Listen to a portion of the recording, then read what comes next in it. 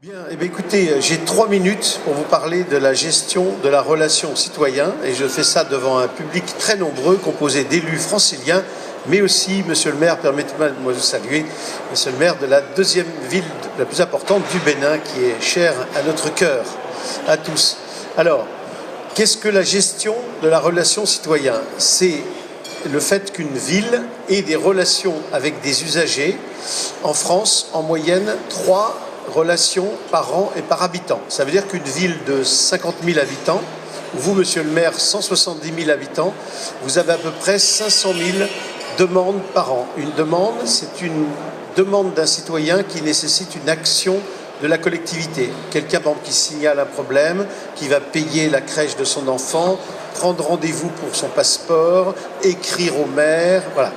Donc aujourd'hui, le problème, c'est que les usagers saisissent la mairie par différents canaux, que sont le téléphone, le courrier, le guichet, et puis maintenant, avec les canaux modernes, il y a des gens qui passent des mails à la mairie. Et le problème, c'est que la collectivité n'a pas, si elle n'est pas dotée de ce genre d'outils, une vision globale. Voilà. Donc les 4 fonctions d'un logiciel GRC, c'est la première, c'est de pouvoir traiter, on va voir un petit schéma, des demandes, quel que soit le canal. Si la personne téléphone, ben c'est un opérateur de la mairie qui va enregistrer la demande.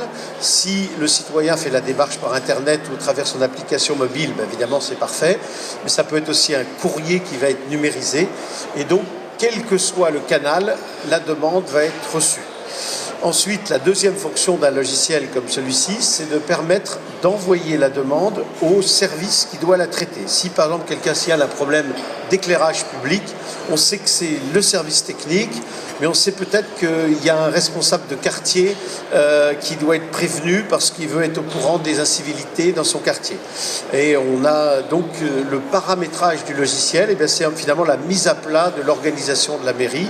Et c'est à ce stade qu'on peut avoir aussi un interfaçage avec un logiciel métier. En France, les mairies ont à peu près un logiciel métier par tranche de 1000 habitants.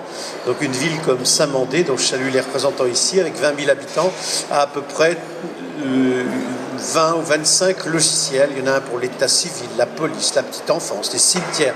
Aucun de ces logiciels ne communique.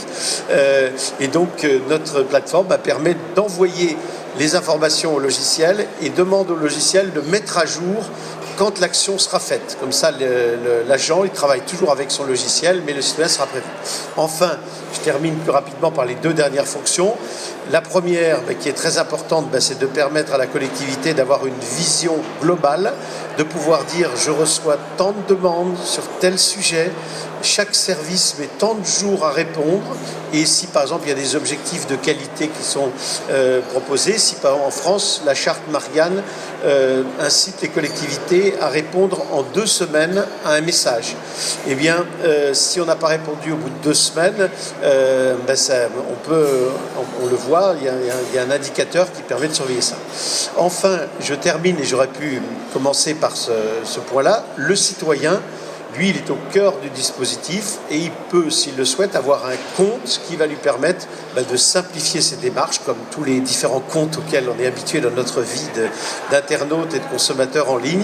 Et donc, il va pouvoir faire l'ensemble de ses démarches. Alors, je termine par une innovation qui nous a valu le trophée d'innovation au Salon des maires de Paris il y a quelques semaines, qui est le problème suivant. Vous voyez, quand je vais sur le site d'une collectivité, bon là c'est la ville de Lyon, mais je pourrais en prendre d'autres, si vous tapez le mot piscine, eh bien vous avez 200 réponses.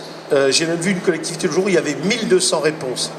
Donc le problème, c'est que les sites internet des collectivités contiennent tellement d'informations qu'il faut pouvoir trouver la bonne information. Notre assistant virtuel, puisque c'est son nom, permet, vous le voyez ici sur la ville de Rosny-sous-Bois, de taper en langage naturel. Vous n'avez pas besoin de dire piscine, vous dites je veux nager, je veux me baigner, je cherche de l'eau, il va vous trouver ici la piscine. Si vous dites j'attends un bébé, il va vous proposer une seule réponse et non pas la bonne. Voilà, c'est un partenariat avec une entreprise québécoise qui travaille sur l'analyse du langage naturel depuis des années. Et aujourd'hui, nous, on croit beaucoup à des systèmes qui vont permettre aux citoyens d'exprimer en langage naturel son besoin. Voilà, quelqu'un qui dit je veux organiser un dîner dans ma rue, eh ben on va lui dire, monsieur, c'est le formulaire d'occupation temporaire du domaine public. Mais le citoyen, lui, occupation temporaire du domaine public, il ne comprend pas toujours. Voilà. Donc on travaille beaucoup sur ces interfaces. Voilà. Et je terminerai en disant que les enjeux pour les collectivités, c'est bien sûr d'améliorer la qualité du service, mais c'est de réduire les coûts. On considère que quelqu'un qui vient faire une démarche physique dans une mairie, le coût de traitement moyen d'une opération est de l'ordre de 12 à 15 euros. C'est la ville de Massy dans l'Essonne qui a calculé ça, c'est pas nous. La même démarche par Internet, ça revient à peu près à 2 ou 3 euros.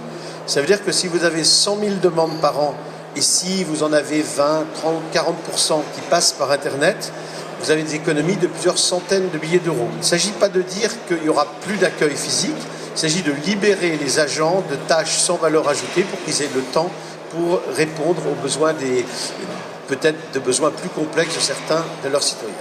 Merci beaucoup pour votre attention.